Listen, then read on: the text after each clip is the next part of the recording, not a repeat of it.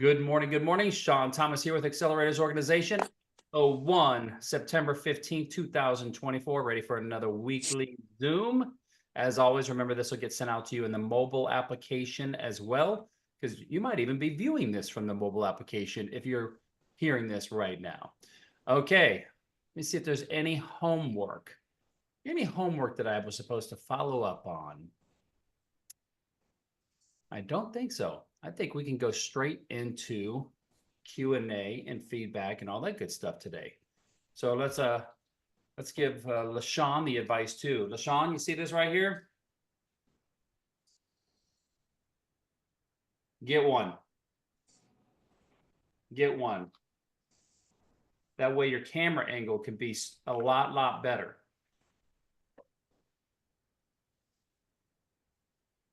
Okay, who wants to go first today? Nobody ever wants to go first. I know Allison's always ready. So Allison, I'm going to start with you, okay? Because I looked over the website for the limit, what's it called? Unlimited Potential, or what's it called again? Potential what? Get Focused.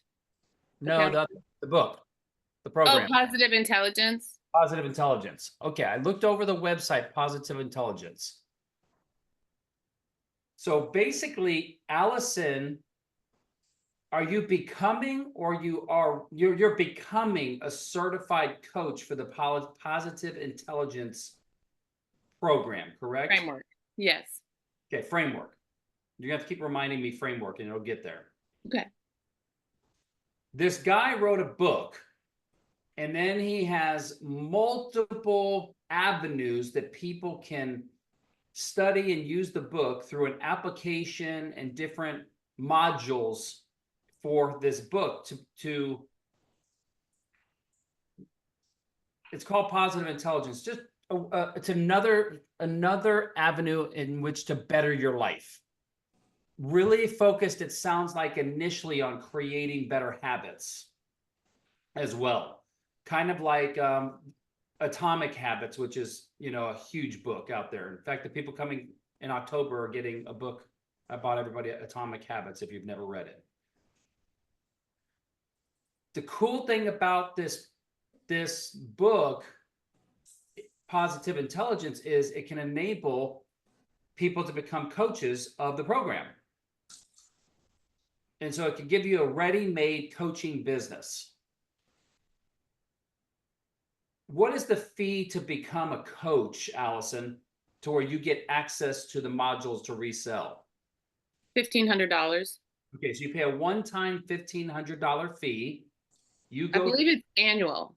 Oh, it's annual. Okay, so you pay $1,500 annual to become a coach, and then you can offer the $1,000 program to clients for whatever you want to charge.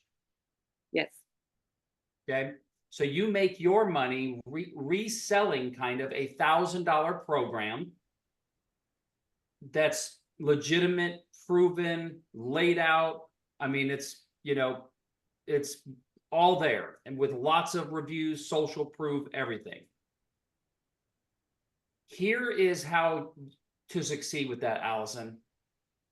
Have you ever heard of a guy by the name of Bob Proctor? Yes.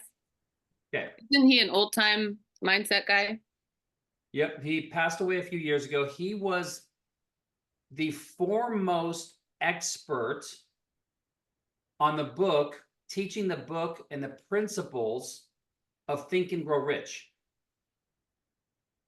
He was he's a Zig Ziglar type. So he got paid to speak, coached classes, everything around the principles of mindset using Think and Grow Rich. This guy could basically quote the entire book, almost like a pastor with the Bible. And he became the most informed expert on that book. For you to succeed and really blossom as a coach for what you're doing, you have got to submerge yourself in that book and know that book and that training inside and out. Like that's the that's the 10,000 hours that Malcolm Gladwell talks about in the movie or the book, Tipping Point, to become an expert. Okay. Now, while you're learning that, you can continue to grow it.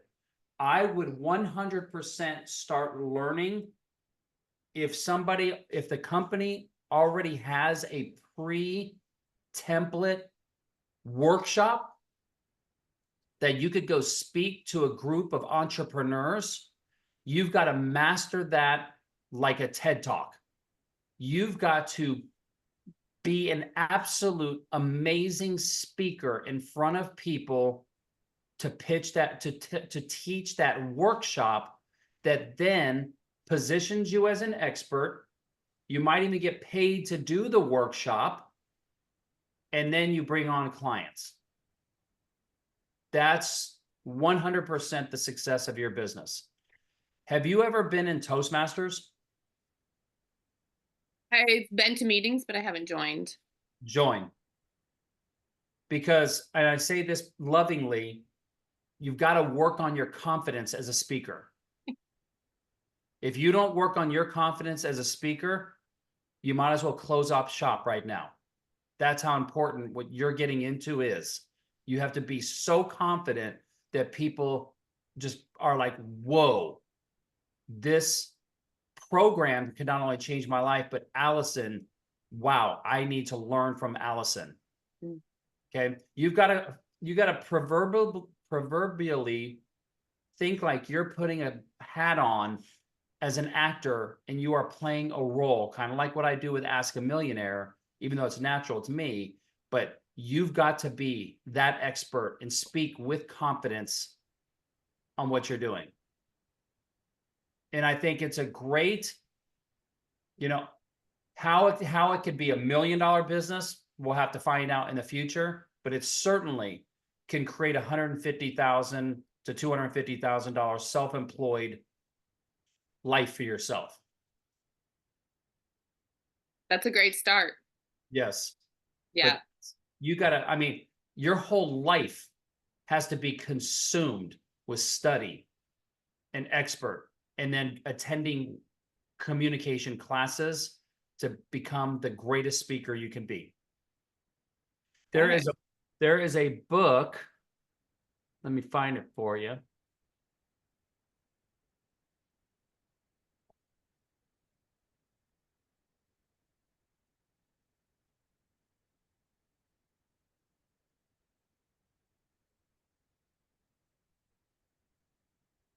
Right here.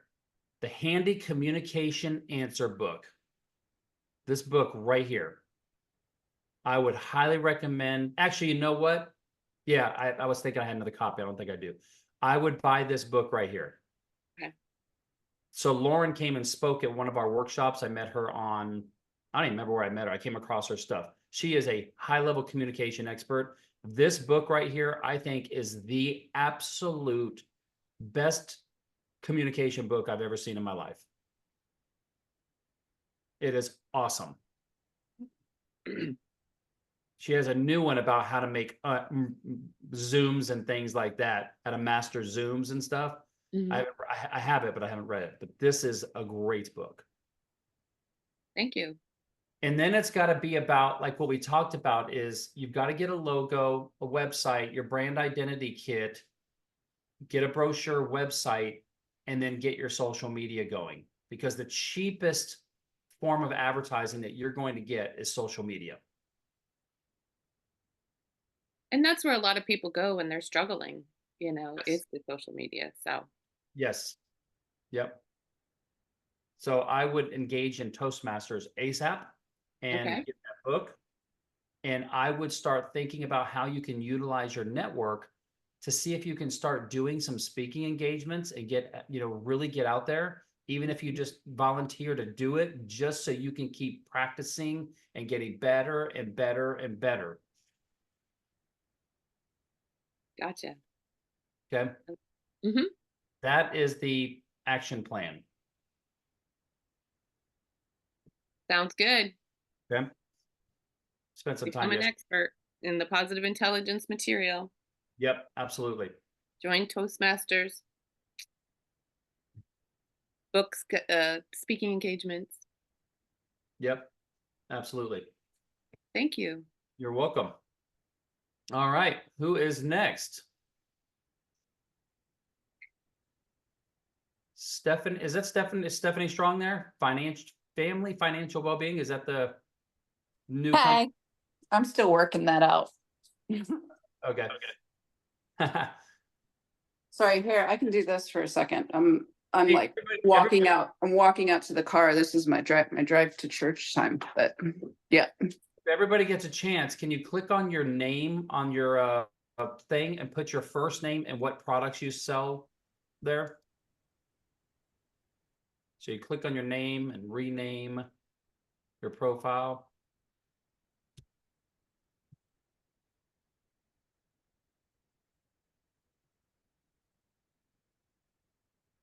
Justin's like, I already got that done.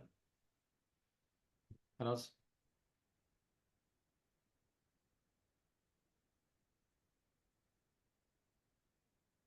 Is everybody doing it? Derek? LaShawn?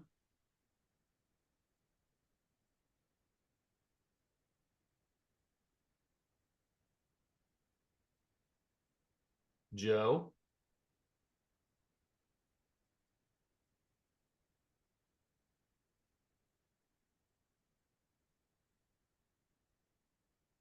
If somebody is on a phone, can somebody teach somebody how to do it? Because I'm You on a, just click the participants button down in the bottom, and then you click your name, and then rename will come up.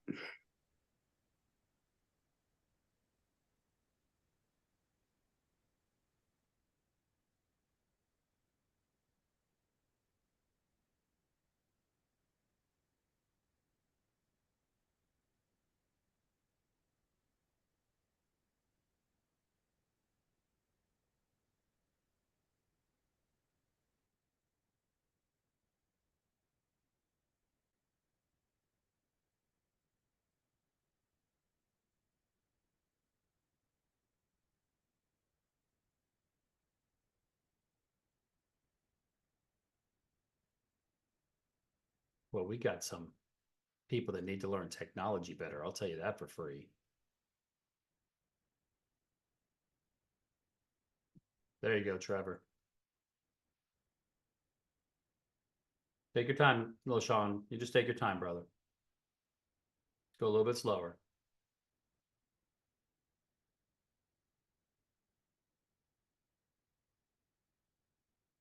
Okay, while LaShawn's trying to figure out technology on a phone, Stephanie, teach him what he's obviously not doing. Do you tap on the screen and that reveals I'm assuming that reveals something, right? A menu down at the bottom, and then you see participants with the, right now there's number 10 over it.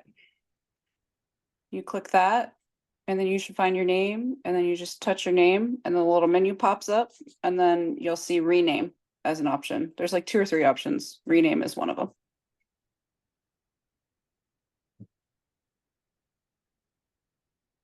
Okay, who wants to go next while we're waiting for LaShawn there? Trevor, have you been on a live stream already? No, this is my first live stream. Okay, why don't you introduce yourself to everybody, let everybody know what you do. Well, I'm Trevor. I'm 25 years old and I do fireplace work. Way to make it sound so compelling, Trevor. He's like, it's 8 o'clock in the morning. Yeah. If I need to go in depth, I install, sell gas fireplaces, wood burning fireplaces. I repair gas and wood burning fireplaces as well as masonry. Except That's for what I do. except for brick masonry up in Nashville. Huh? Except for brick masonry up in Nashville. Sean. Well, you're missing the fireplace part on that. You shouldn't send me a picture of the stairs. Cool. Well, welcome, brother. All right, LaShawn, you got anything? I mean, if nobody has anything today, I'm not going to pull stuff out of you. Either you guys need me as a mentor today or as a coach, or you don't. If you don't, I don't have anything to teach today. So go ahead, Justin. I just have a quick question about something we talked about last week. I don't know if you know much about this, but we were talking about our friend that was trying to get his product on Amazon, like his um, I can't pronounce Jardine or whatever it was. Yeah.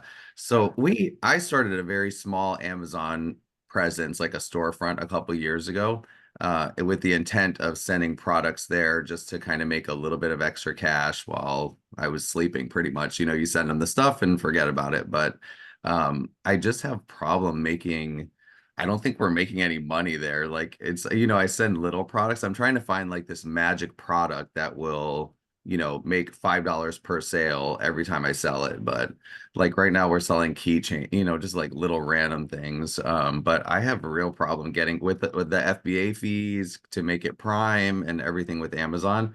It's been a real challenge to find something that will actually make money. Yep. So Todd, one of the mentors, Todd Ferguson, who probably have seen in here, you know, Oh yeah. I consider him to be master at Amazon.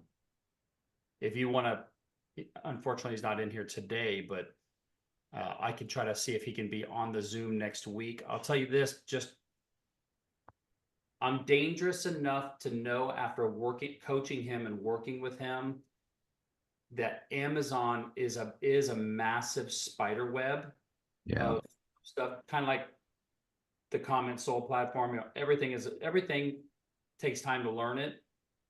Todd uses, I would guess, at least 4 or 5 different software platforms to analyze pricing, product, um,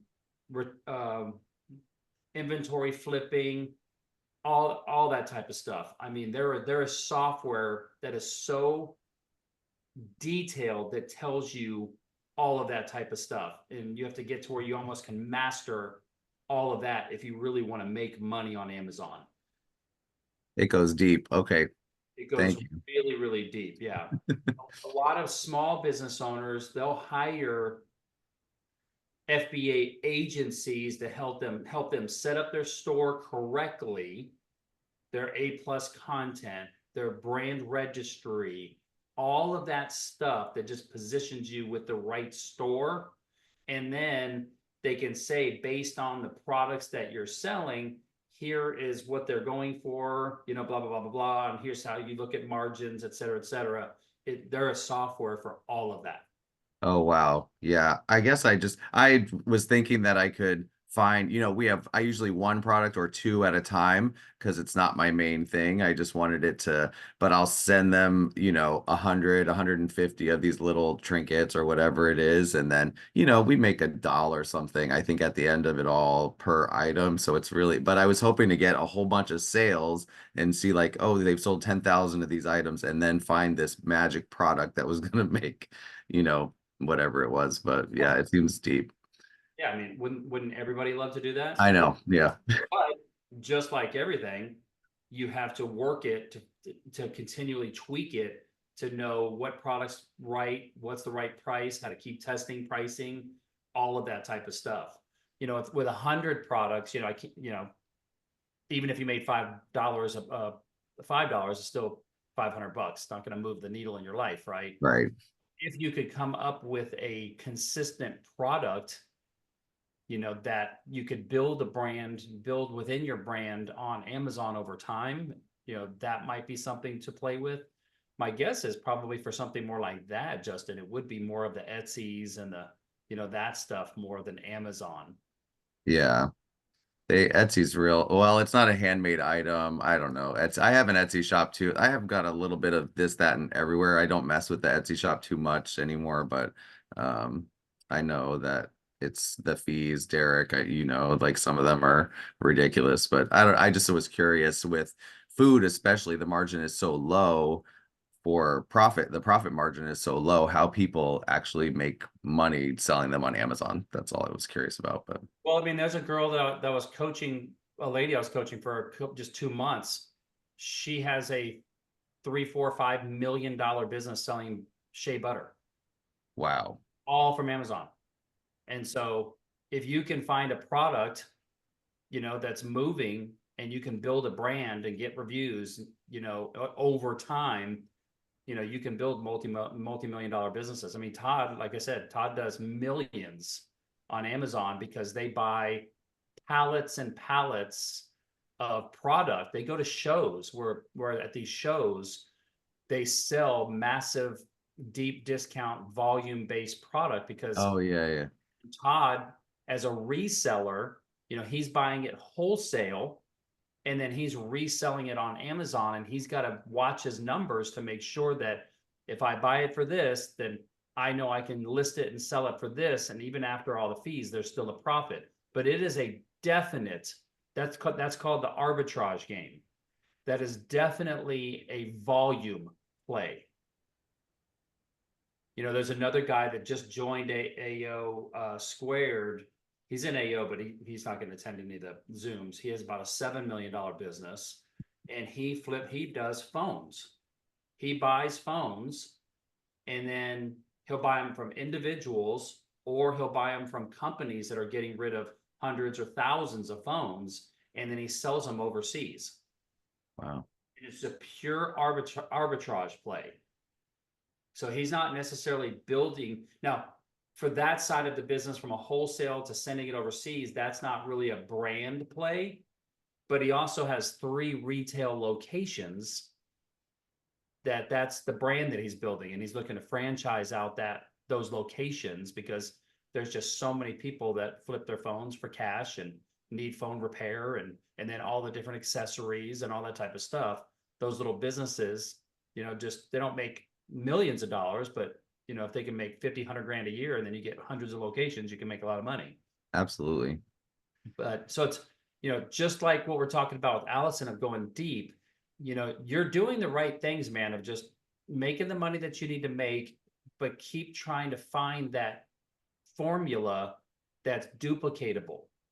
Yeah. That you do build your brand around, that gives you that business that you're looking for. There's a saying, this is, I heard this on a Zoom I was on this weekend in another group that I'm involved in. It said, it's that old saying that what got us to $100,000, $150,000 in our business is not going to get us to $1 million.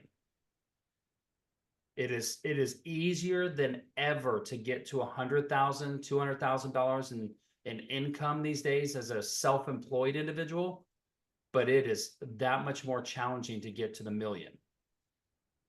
I definitely appreciate you and your insight, because I'm in that space right now where I'm disheartened and I'm mad, because I can do I see people doing things and I know that I can do that too, you know what I mean, especially online on these different apps, and I'm like, I want that so badly, and I'm just I'm dabbling here and there, and I'm gonna find it, but I do appreciate your feedback with everything. One of the quickest ways to get there is we got to find a way to start engaging other people to get involved in our company to help us grow.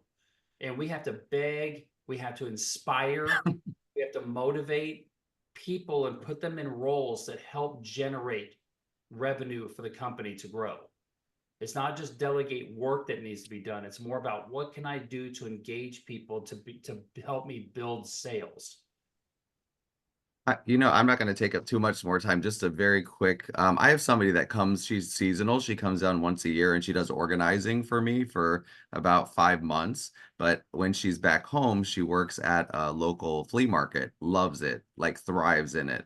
And I was thinking about maybe getting, just as something she can do, get a percentage of the sales. She would probably be very excited to take a bunch of my product down there, sell it at the flea market, 4 days a week, and then generate some more revenue.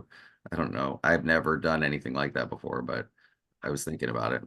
Yeah. I mean, I would just try to keep looking for something, like I said, I'd have to do a little more research to understand the crystals market and how somebody can make a lot of money doing that. It seems very hobbyish business of the people that I do see, that it's very hobbyish, but if you can find and crack that code for something that you do with crystals that gets somebody to say, hey, I'll buy a crystal.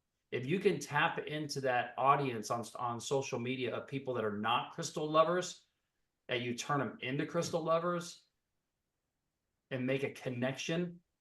But someone gave me 3 different pieces. I don't even know what they are, but I love, if you come, when you come to my house, you'll see they're in my living room. They keep them right, whatever that purple, really cool purple stone is.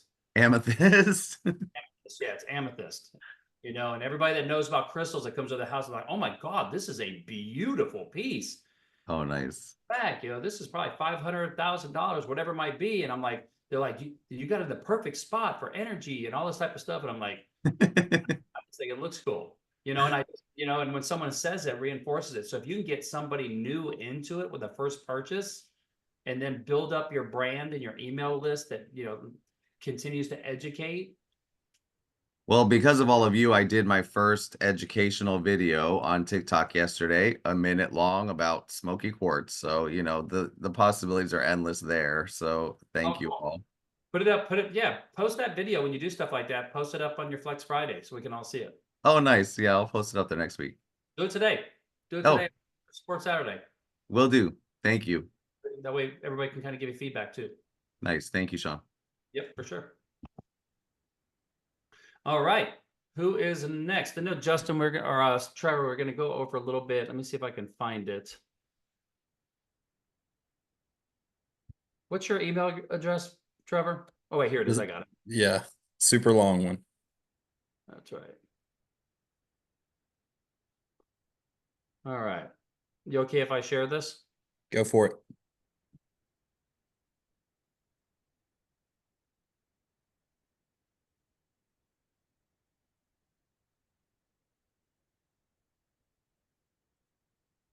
I don't know how you did this. Usually people print it out, but you did it as comments, so it threw me off. It got me really confused about how to Scroll down on match. the actual paper.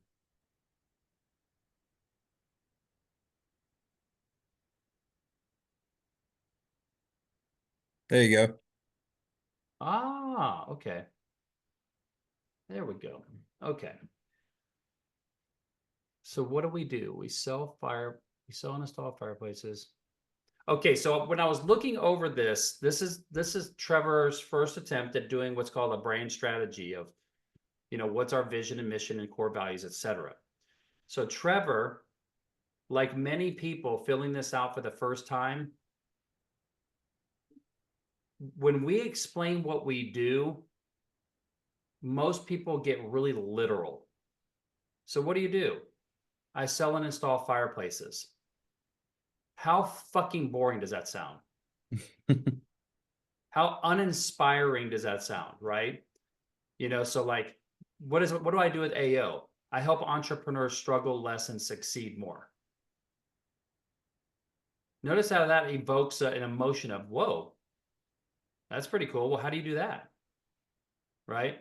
Yeah. So vision is all about the big picture macro of what we're trying to accomplish in life or with our business. It's not the literal sense of the service that we provide. Joe, what's your vision? You have one? I know you have one. What's my what? Vision. Do you have a vision statement?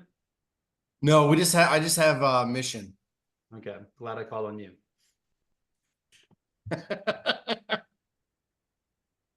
I'm a horrible coach that in 5 years you don't have a brand strategy done. I am a horrible coach. You're not a horrible coach. Horrible coach. Okay, anyway. So it's vision is less about the literal sense as opposed to, what we're if I help somebody with their fireplace, what's the outcome of that, Trevor? They are satisfied with the product that they get, and they get provided warmth during the cold seasons. Okay, so they get warm, but and what does that mean? Like, how what's the emotion that they receive from getting, being warm in the winter when it's cold outside because of a fireplace? Does it bring families together? Yeah, for the holiday season, it's kind of joy and cozy.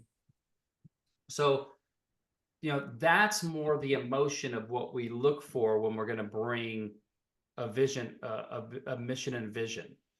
So you've got our mission is to provide our customers with an experience. What kind of experience?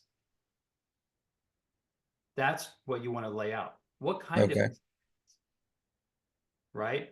We strive to bring long-lasting enjoyment. What kind of enjoyment? Like what kind of, what's that? Put a little kind of storytelling into it, right? Bring long-lasting enjoyment from our fireplaces and all products that will ignite a strong relationship with the customer. So mission statement is a little bit about what you do. Our mission is to provide our customers with an experience. What kind of experience are they looking for? And I'm not talking about just customer service. We provide great customer service. If we're going to be in business, we better fucking provide great customer service. Duh. So do we want to be the bare minimum, or do we really want to create super fans of people that love our company, right? So if you say our mission is to provide our customers with an experience, well, I've had bad experiences. That's still an experience. So we want to dive a little bit deeper into, what it is we do that's more than just the service we provide, right? So that's where I would dive a little bit deeper into the mission statement, get more into what you do. So our mission is like, how can you do something in your mission that really evokes an emotion with somebody that's more than we just sell fireplaces? Because if you look at the sample mission statements of some of these other companies, Google, to organize the world's information and make it universally accessible and useful. Do you see anything in there that mentions a Google search or Google Drive or Google Docs or Google Sheets? Doesn't mention anything about that, right? To organize the world's information. Walt Disney, to be one of the world's leading producers and providers of entertainment and information. Doesn't say anything about Disney World or the Disney Channel, or the media that they provide, right? Planet Fitness, we're here to provide a unique environment. So if their mission is to be unique, so that's where instead of saying we are here to provide an environment, we're here to provide a great experience. What kind of experience? Well, they want to be unique. And how do they define unique? Where anyone, and we mean anyone, emphasis to make sure people don't just glance over the word anyone, can be comfortable. So they want a unique environment of comfortability in their gyms, a diverse judgment-free zone. Then they double down on it. You know what you're going to get from Planet Fitness from their mission statement right there, right? Yeah. So brilliant. We strive to make jewelry as beautiful as it can be. And it's all about ethical, transparent, and sustainable jewelry. So they're going to set themselves apart by everything that they do is ethical, transparent, and sustainable. So that's kind of how the mission statement starts. So it's more of if you think about it like you're playing a football game, it's the on the field strategy. That's the mission statement. The vision statement that we get to is more of the higher level owner's box view. Okay. The futuristic. If you do a great job with your mission, creating a glowing experience, you might want to draw on fire and adjectives around that. Glowing experience, the vision statement is more about what is the outcome of the mission statement, the futuristic. It's a declaration, I'm reading this, a declaration of your objective. It's like, have you ever heard of Start With Why by Simon Sinek? No. Yeah. Let me ask you this. What got you into doing fireplaces for a living? Well, basically, fresh out of high school, I needed a job and got into fireplaces, loved it, and been in it ever since. Yep. How passionate are you about fireplaces? Um, uh, Boy, that sells me right there. yeah, well, Because- that's a hard question. I can say that I'm passionate because I am experienced.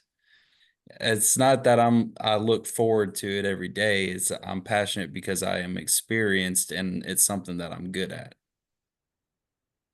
How many people want to buy a fireplace from a business owner with that kind of response? Raise your hand.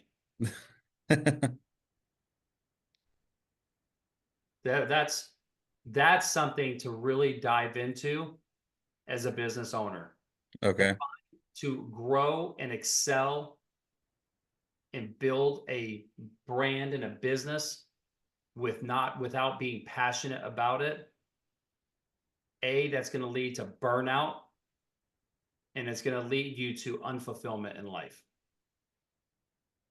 So my advice would be rethink your strategy. If you don't like fireplaces now and you're not that passionate about it, maybe dive a little deeper into that. You know, just because you're doing something right now doesn't mean you have to do it forever, right? So Mhm.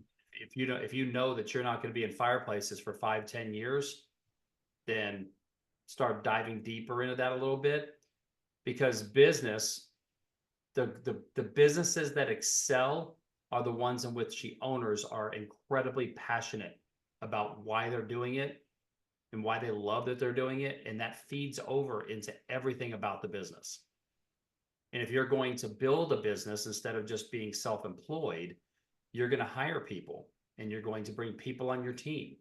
And if you don't have that passion, people on teams rarely have the same passion as us, but we've got to have so much passion that it inspires them to do such a great job for us that bleeds over to their customer service with our clients. So you take for granted as a coach what people know and what they don't know. Like I take it for granted that everybody would know start with why. So it's really cool to introduce you to this, Trevor. So there's a guy by the name of Simon Sinek, and he has written probably one of the most famous books around personal development and passion in life. It's called Start With Why. His website is just his Simon Sinek, Sinek. Okay. I would encourage you, I know on his website, I would think that he's got his TED Talk on here somewhere. Wouldn't you think?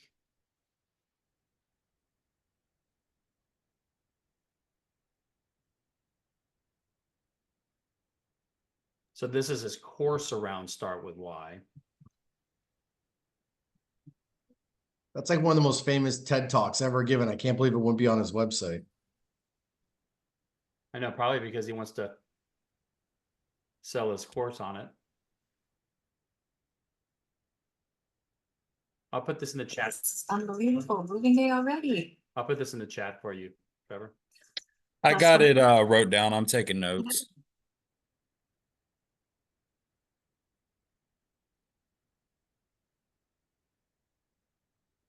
Okay, there's the link for the YouTube video in the chat there.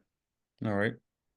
So basically Start With Why, and there's a book too, and it might be a good book for you to read. It just talks about why we do things, right? Like the path that I was kind of walking you down initially, which is why would somebody, want a fire working in their house? Is it because, they need heat to lower their electrical bill? Is it because they just want the family environment of the fireplace, the aesthetics? We want to try to find descriptors that explain the vibe, the energy, the purpose of a monumental item in somebody's home, a fireplace. And we want to come up with kind of stories around that. So like, if it were me, I'd be like, you know, I might be like, why do people love fireplaces in their home? Having a fireplace can provide a warmth and coziness on those cold winter nights, creating a beautiful atmosphere for gatherings with friends and family, and even increase the value of your property. Like, you see how eloquently and emotional that sounds? So you could, I'll bet there are a lot of these different, words and descriptors that you could use to not be as Neanderthal man, like we are sometimes, but actually use emotion and words that increase the value that a person is going to receive when thinking about buying a fireplace or installing a fireplace or converting from wood to gas. The emotion people will buy a lot of times, especially in your type of business, Trevor, they'll buy based on emotion. And so a lot of that might be something to lean into, to use those emotional triggers in your sales pitch, that help people go, gosh, you know what? I know I don't have that much money, but you know what? I do want the best experience. It's going to be great for my family and my kids and all those types of things. And that's how we're going to start. That's how this brand strategy then carries over into our sales pitch, right? Yeah. If a regular plumber comes in with a blah, blah, blah personality and says, yeah, I can probably fix that for $35 an hour and blah, blah, blah, blah, blah. If you get another person that comes in and says, oh, absolutely.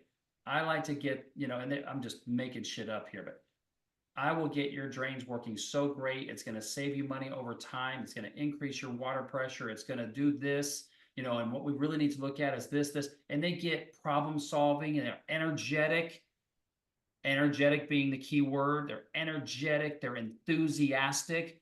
That person is going to close more deals and they're going to be able to sell deals at a higher rate than somebody who just talks. I'm from the South too, so I get when the guys come, they just talk with that Southern slow, chewing on a weed stem on the front porch. Out the guys that I know that are making millions of dollars in the home improvement space, man, they're enthusiastic. They're almost like real estate. They're almost like real estate agents, and they close the deals and get the top dollars because, especially here in the South, as you know, not many guys are like that, are they?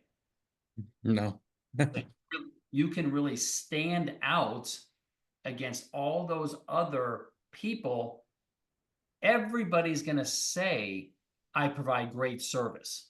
I provide a great value. I know what I'm doing. Everybody's going to fucking say that, right? Who's not going to say that? So we got to come up with something that differentiates why you got to choose me. And that's why the words that we choose and the way we explain things really makes a big difference. Okay. Let me find that. Okay, so vision statement. So these are the kind of words I'm talking about. Be future oriented, be abstract, be inspiring, right? Let's see what you got. To be the leading fireplace company in North Alabama and South Tennessee. Sound inspiring?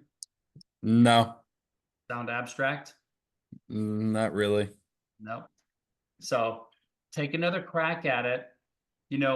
You've got to be the leading fireplace, to be the world's most loved, most flown, and most profitable airline. When you throw in most loved, most flown, That's a lot of emotion. that's what you're missing. Yeah, you're missing that emotion. Our Okay. vision is a world in which people's basic needs, such as shelter, blah, blah, blah, are fulfilled, right? So there's these descriptors to provide access to the world's information in one click. Like that is forceful. Even though it's simple, it is, right? So I'd take out this North Alabama and South Tennessee. That's too literal, if you will, right? It's too literal. Mhm. And make it more about what you want like I know you're 25, so you probably haven't thought, I don't know how much you've thought about life and community, but would it make you feel great if people in the community knew who you were and knew what benefit you and your business did for the community to help families heat their homes and create lifetime experiences? Would that be a cool feeling for you to have that? Yeah, absolutely. That's the vision. You know, to be, you know, to serve our community, you know, and keep playing with those words: warmth, comfort, beauty, family memories, all of those types of things. Like I could see you working with your clients and building out your social media, and they take pictures of their fireplace, big pictures of, you know, the stockings by the fireplace, all, you know, sitting in front of the fireplace, roasting marshmallows, doing s'mores. Hey, would you take a picture and send, whenever you do something fun around the fireplace, would you mind taking a picture and sending it to me so I can post it on social media? Because I'm all about fireplaces and creating memories. Go ahead, Derek. Oh, I just wanted to say, and then when the power goes off, you still have heat. Yep. So that's the emotion that can get you bigger than I sell and service fireplaces. Right? But what does that do? It creates generational memories of people that live in this house. See how that thinks bigger and it evokes an emotion of passion? Like, I help people create memories. We want to help families create long-lasting memories in their home. Like, that's a vision statement. Well, how do you do that? With the number one most valued thing of a home's living room, the The fireplace. That's the focal point. cherished fireplace. Yes. Learn this word. They're called adjectives, Trevor. Mhm. Adjectives. The cherished fireplace, the momentous fireplace. Like, put some descriptors that really take it. Like the Southwest, most loved, most flown airline. Right? All right. So start thinking about some of those adjectives to explain it. The vision is the outcome of what you do in the world that you're trying to create in your community. Okay? So that's how we think a little bit bigger with it, right? So core values, you've got honesty, integrity, honor, perseverance. We honor others with excellence. Great. So now what I would do is these are 5 fantastic ones. I would now start working on a story around each of your core values and how you can explain what those mean. And you can use Accelerator's organization as a comparison. Okay. So these are, I got a little bit more fun with ours instead of it being just, once again, and I'm just picking on you for fun here, not to put you down, but instead of just being boring, honest, ethical, loyal, the blah blah blah, I wanted to make it a little bit more fun to stand out because that's kind of my personality anyways. So I came up with kind of cool sayings. The clock is always ticking. Well, what does that mean? Well, we always remember we must exceed expectations of others based on the promises that we make. Solutions are the answer. Internally and externally, we seek to be solution oriented. If we don't have the answer, we find it. So this way, when I hire someone and they say, well, I can't figure this out, I go, well, what's one of our core values? Solutions are the answers. If we don't have the answer, we find it. I hired you because you're capable. I hired you because you're an independent, free thinker. Go out there, find a solution. If you don't know which solution is going to be the best one, maybe you come back to me, but find me 3 solutions and then come back to me with a solution. Don't come to me with a problem. I'm talking internally. Now, externally, if a customer comes to us with a problem, we're going to find a solution. You know what? I don't do that. That's not something we do. You know what? Let me find an answer to that, and I'm going to help you out. Whether I can do it or I can refer you to somebody, we're going to find the answer for you. Right? We think bigger than ourselves. Empathy in all we do. So we always are thinking about the feelings and the desires and needs of others. We seek to listen first, then we learn to understand. The square is always bigger, okay?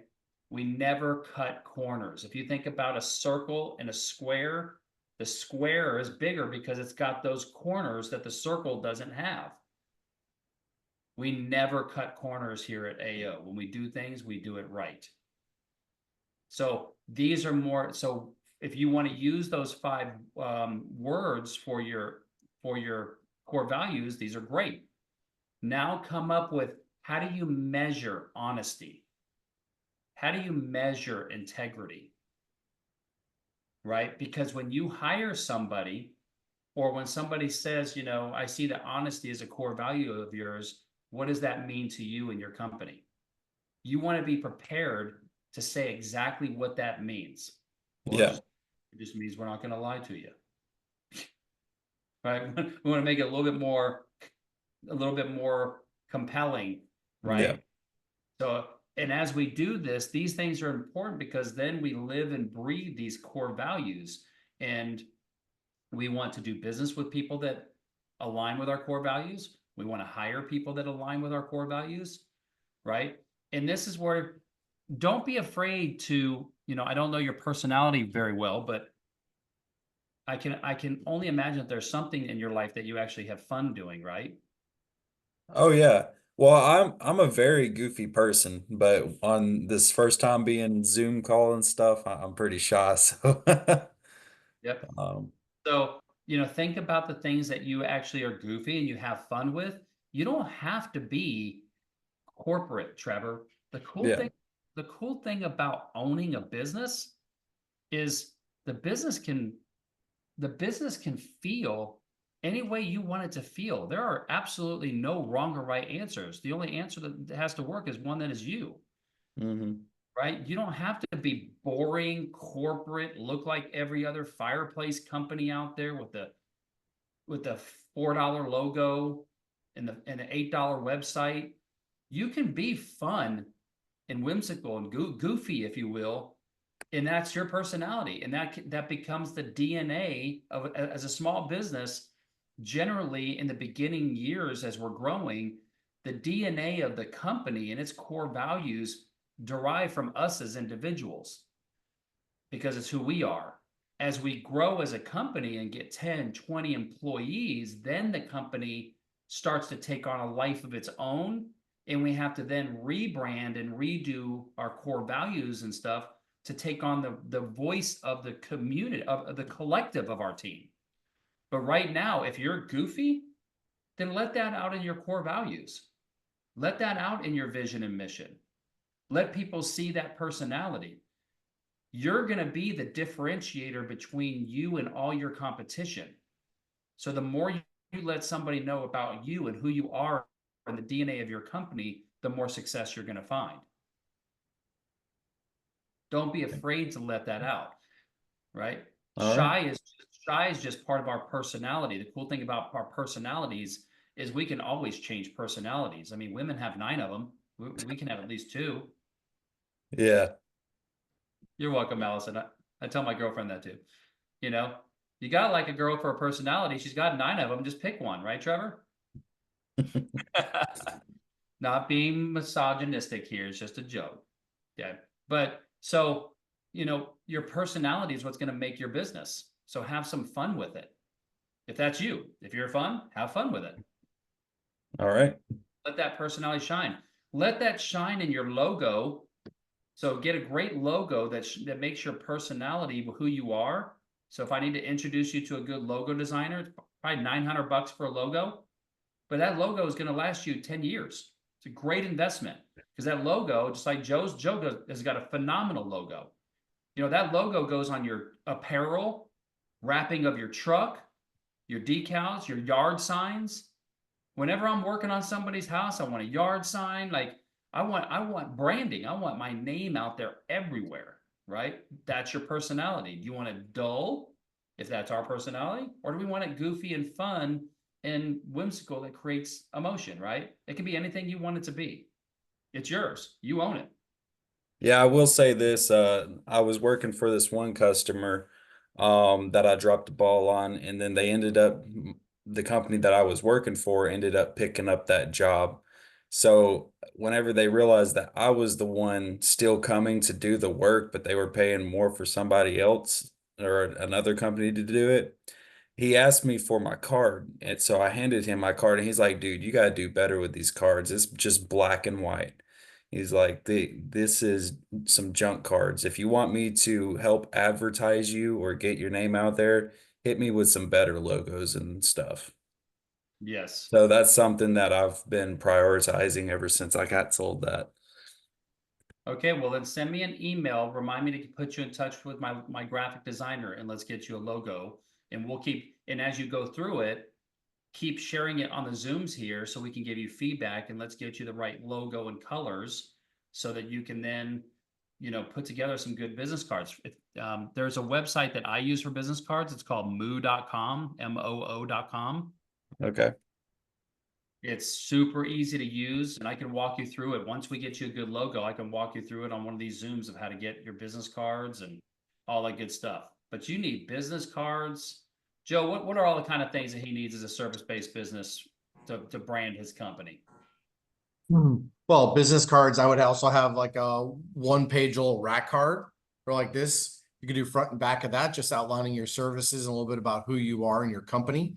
Obviously, t-shirts, hats, pullovers, that kind of stuff, but you don't need a ton to really get going. But one of the things I was going to tell you is on my business card, I don't know if you can see this, but on the back, which it's not showing it, but it's all in blue. So I have both sides color coded. So it's not just a plain white back on my business card. I get a lot of compliments on that. I do get a lot of compliments on my branding and so forth. And I just want to touch on one other thing that Sean said.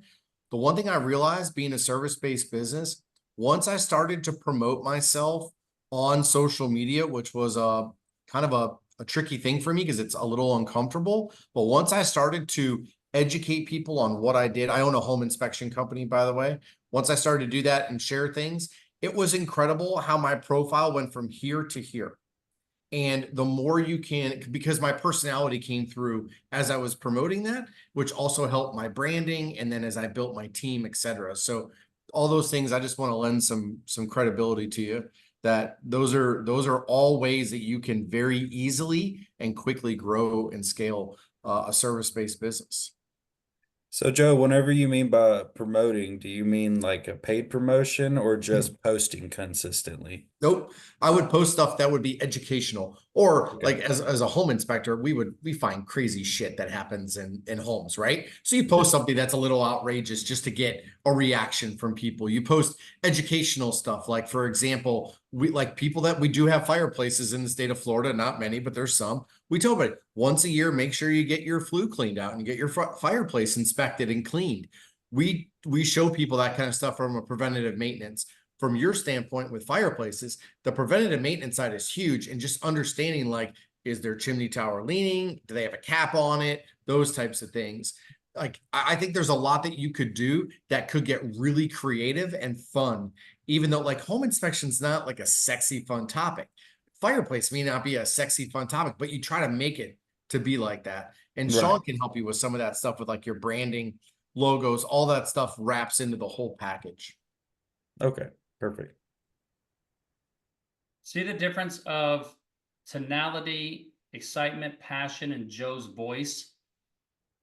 That's the difference between a $50,000, $100,000 person and a $700,000 business owner. Passion, clarity, well-spoken. That's what we want to strive for in our businesses. And this is uncomfortable when you're first starting out, or even if you're older and you've never done it before. The people that run multi-million-dollar businesses, generally speaking, are going to have some passion around what they do. Not as much in the blue collar world. And even my general contractor friend Roy, who runs Ron runs a multi-million-dollar. I still don't know how he does it. He's just so good at what he does, and he's a good old boy, and he just gets the deals. But he's just so good at what he does. He's nice and everything, but he's very soft-spoken. Not the greatest communicator, but he's running a multi-million-dollar business. And I'm like, if I was your sales guy or Steve was your sales guy, we would double that company so fast. All right, so that's a lot of homework for you, Trevor. I think first and foremost, one of the things for you to get started on is to get a logo for sure. Okay. So, because I remember saying that when I first looked at your website too. So shoot me a direct message. It's $900. That's how much Patty would charge you, and it'll take about a month. Okay. Yeah. All right, I've got about 20 more minutes. Who wants to go next? Derek, is that you? You know, I just wanted to squeeze in there. I've had good luck doing logos on Fiverr, and they can cost really like $100, and they'll get it done today. You don't like it? Okay. No. Fiverr for $100. They use clip art. It's basic. It looks like the website he has right now. You want to invest in a good, strong logo with a real developer. Nobody who's really good at what they do is going to charge you $100 besides me.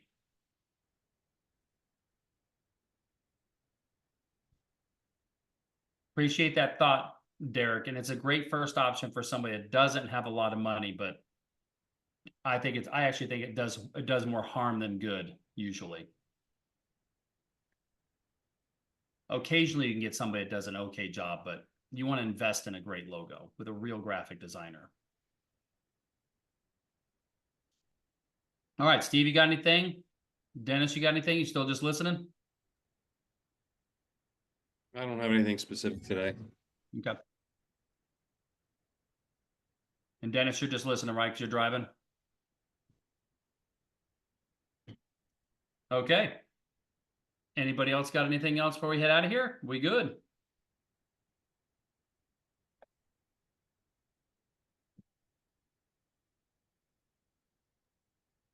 So I just have a quick logo question about so our logo was the person, she's our graphic designer, she went to school, she does all that. So she painted me something like a fox. We're Blue Fox Crystals, and I hated it. I like, but it was really nice that she like did that for us, and I was like, oh, you know, this fox is you know, it ended up becoming What's the website address?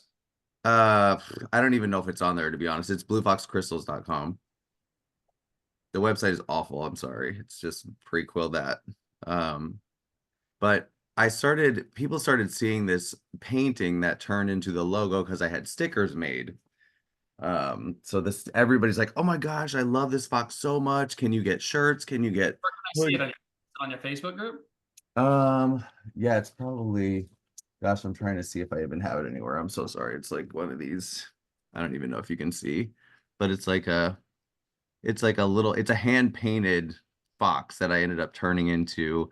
Now it's on my hoodies, it's on our t-shirts, it's on our pens, it's on everything. And I kind of wanted something a little more like it's on everything that can't be seen online. Pretty much, yeah. So, well, I wasn't sure if I was going to keep it, so The use of a logo, Justin. I guess I haven't been doing great at that kind of stuff. You know, I'll tell you this. I look at just your Facebook page. I don't see a brand.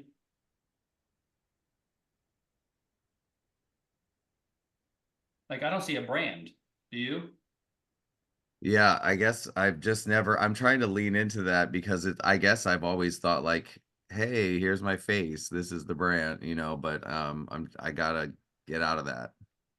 Yeah, Blue Fox crystals and gemstones. I mean, once again, yeah, you want your logo here. And then you want a good Facebook cover that advertises your brand. Yeah, 100%. It's okay to change those Logo. things. Okay. I can see your logo here somewhere. Gosh. I mean, feel free to text it to me and I'll give you some feedback. But logos, generally speaking, you want logos to be you don't want too much in a logo. You just, most people can get really overcomplicated. I'll show you this guy that I'm coaching here in Nashville.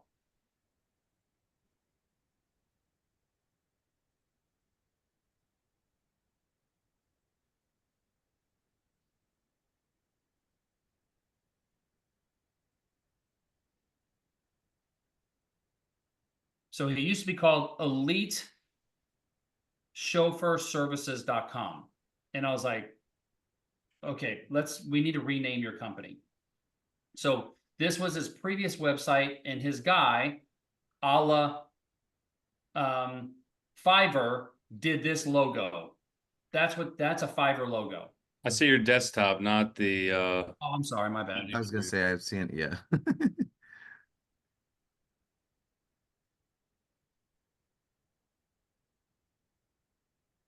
Got it? There we go. So this is a Fiverr logo. Right there. That's what you get.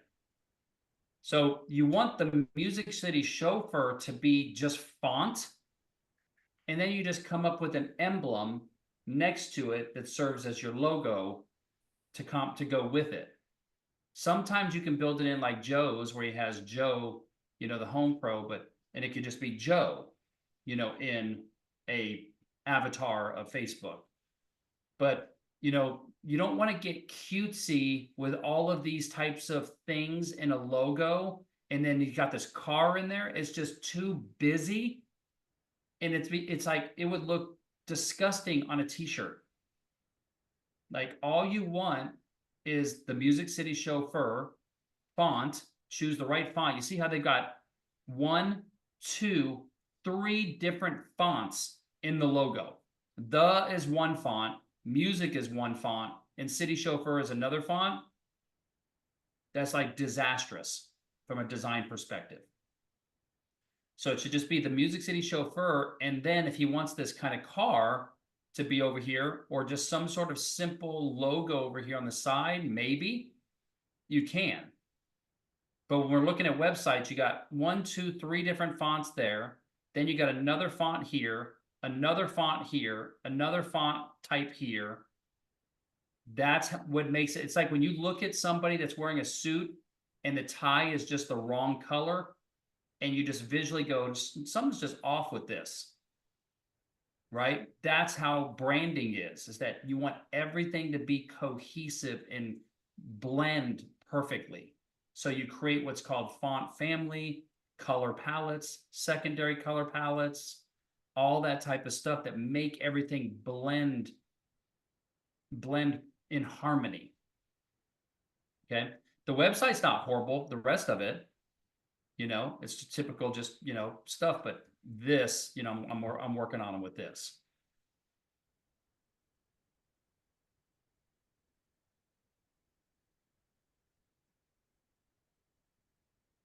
So Justin, let's work on your logo. It should be, because your blue Fox crystals, right? Yes. So on your Facebook, is there a big difference between, and I saw that you had crystals and gemstones there. I'm gonna drop that gemstones. I think, yeah, it seems a little too much to me, but It is long, but also remember this, very similar to Trevor here. Your business name doesn't have to be literal. It doesn't have to be what you sell. Right? Oracle. What the hell does Oracle mean? Apple. Right? Google, Yahoo. right? What in the world?